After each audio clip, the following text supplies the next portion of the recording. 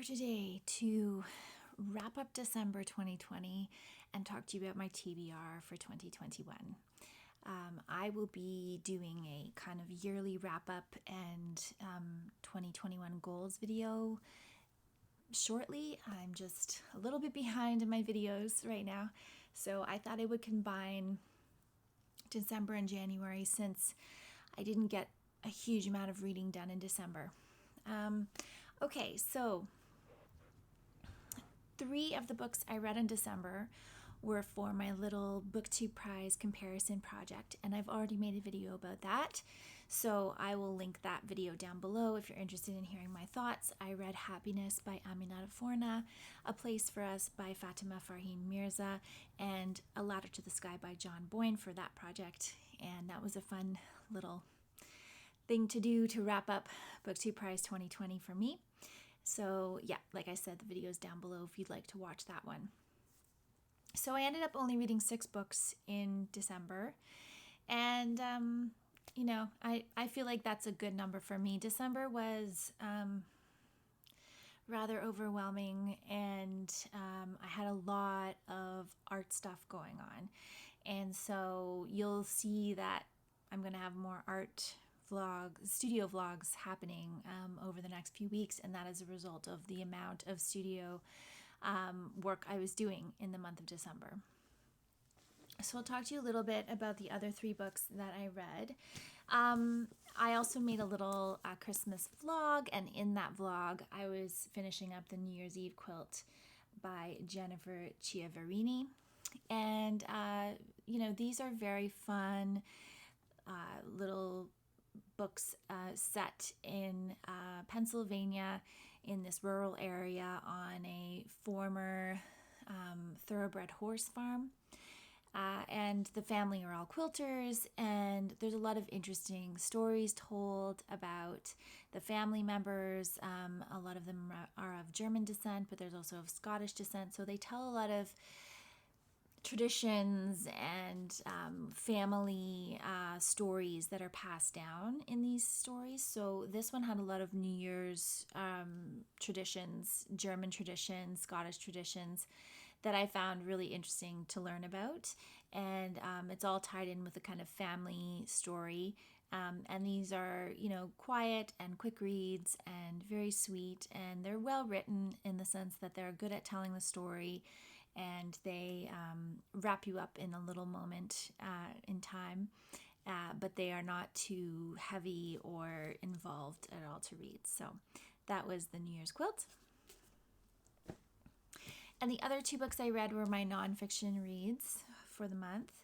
So the Beta Tapestry, The Life Story of a Masterpiece by Carola Hicks was carried over from nonfiction November.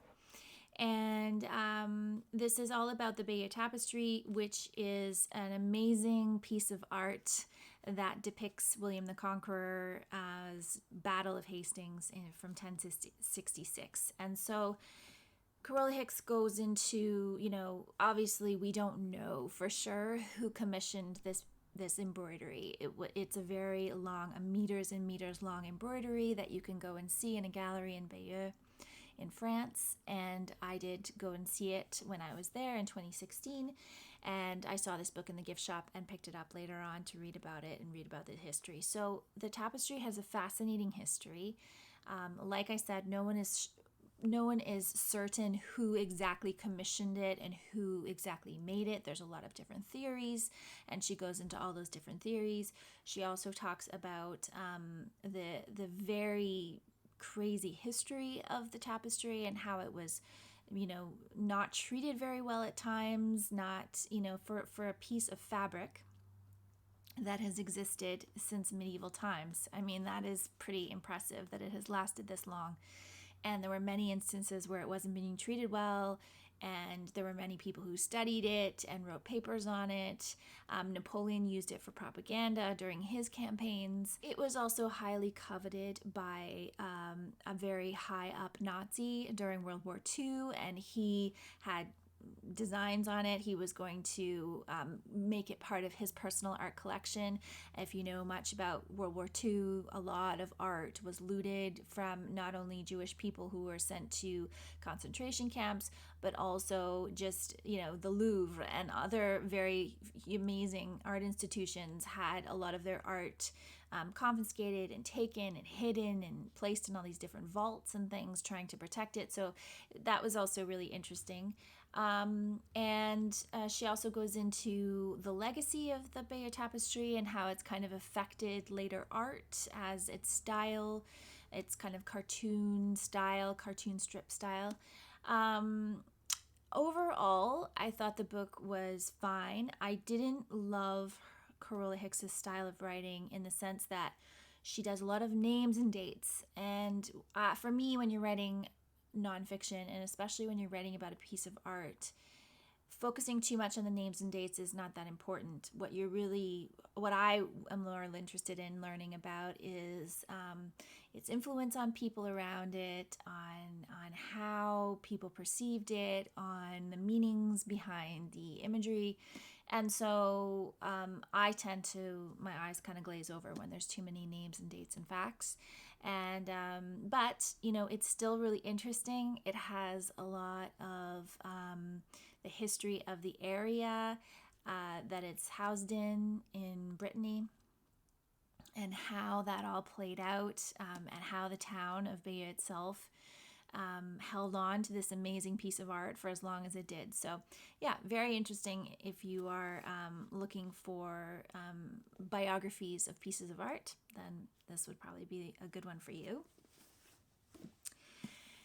And the last book is A Woman Looking at Men, Looking at Women by Siri Hustvedt. And so this is a large book of essays. These essays are about art, sex, and the mind. I didn't read many that are about sex, but in terms of, they mean, I think, sex in terms of gender in this context. I think I read about 5 or 6 of the essays in here. This is a huge book. It's over 500 pages, or just around 500 pages. And I was kind of doing this to test whether my relationship with Siri Hustvedt has improved or whether her nonfiction was more up my street. I did really like the essays that I read. I liked her essay called My Louise Bourgeois.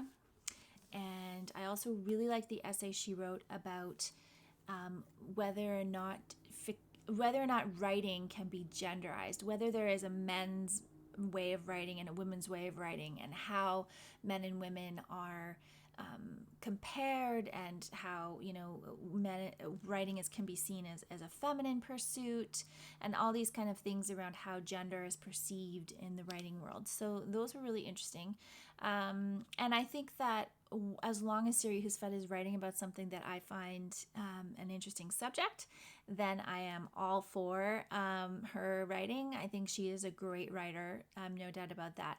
But when she starts going into too much psychiatry or science-based neurology and things like that, I just get a little bit disinterested. So I definitely will try some more of her fiction. I have at least 2, I think, of her fiction books still on my TBR, and I will definitely try another one and see how that one goes.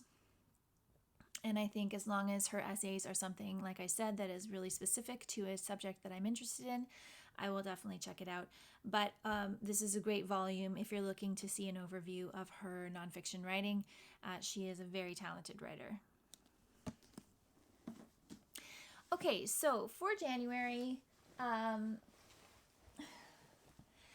I've carried over 2 books from my December TBR that I did not get to.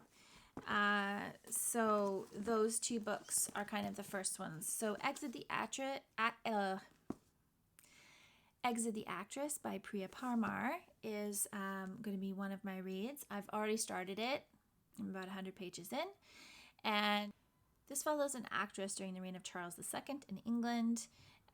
And it's told through, there's some letters and journal entries, and that's basically how you learn about the story. And this seems to be Priya Parmar's style. She did the same thing for Vanessa and Her Sister, which is her second novel, which I've already read.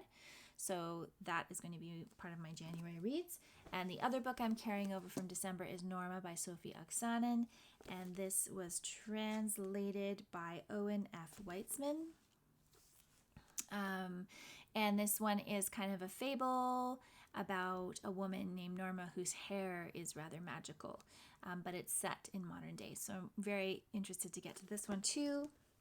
I'm reading a book for work, for research. This is Being Brown, A Very Public Life by Rosemary Brown. Rosemary Brown was a very prominent Black activist and politician in Canada and in British Columbia. She immigrated from Jamaica to go to university at McGill, and then she ended up living in British Columbia, where I live. And her legacy is very amazing. She was the first Black woman who was elected to the British Columbia legislature, and she was a wonderful feminist activist, Black rights activist, human rights activist. So this book is for research that I'm doing because we are creating a workbook, and she's one of the subjects in the workbook at the museum that I work at. And I wanted to get this out because her biographical information that's available online is just very fragmented. You go from learning that she was born in Jamaica and then moved to Montreal later on to go to school, and you don't really learn about her life in Jamaica and what was going on in her life before she had all these successes. So I'm interested in just finding out some back information about her. And she's a kind of a local celebrity that I'm interested in. And this is an autobiography that she wrote herself in the 1990s, I believe.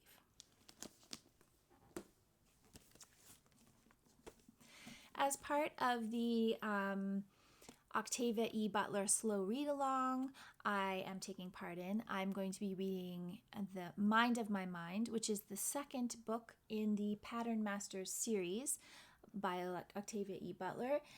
This book is called Seed to Harvest, and it includes all of the books that were part of the Pattern Masters series. So I've already read Wild Seed, Mind of My Mind, and Pattern Master. Those are the three that we'll be reading in the read along. And this is hosted by Musical Tati and Ninjeri at Onyx Pages. And so I will link their information down below. This is a great read along. They have these wonderful live shows at the end, and I believe Ninjeri is also hosting read-alongs on YouTube, so like live read-alongs, I believe. And so if you're interested in reading more Octavia E Butler, I really enjoyed Wild Seeds, so I'm really looking forward to Mind of My Mind as well. And finally, I am going to be reading Optic Nerve by Maria Gainza. And this book was translated from the Spanish by Thomas Bunstead. And Maria Gainza is an Argentinian author. And I am buddy reading this with Natalie from Curious Reader. And Natalie is also one of the hosts of Invisible Cities, which is a wonderful read-along going on all year, where the hosts are choosing different countries each month. So in January, I believe one of the countries is Argentina, and that's where this book came from. And so I will link Natalie's announcement video for that project down below. This book is really interesting to me, and that's kind of why we decided to read it together. This is an art-based book. This is about a young mother who goes to art galleries and looks at art and talks about how that art affects her life, I believe. And so because of that, because this is discussing this character's obsession with art, I found that really, really compelling to read about. And so this is my sixth book for the month. I am also going to be reading a book on audio, which is It's a Long Story by Willie Nelson. This is his autobiography, and I've always been a Willie Nelson fan. I kind of grew up listening to his music. My parents were fans of his, and so I think he's had a pretty fascinating life, and I thought this would be a good one for my audiobook for January. So that is my reading wrap up from December and reading into January. It's a bit of a smaller amount of reading, and I think it's safe to say that I'll obviously talk about this more in my 2021 goals video, but reading for me is going to have a bit of a slower pace during 2021 because I have a lot of other things going on, a lot of other priorities that I'm going to be focusing on for the year.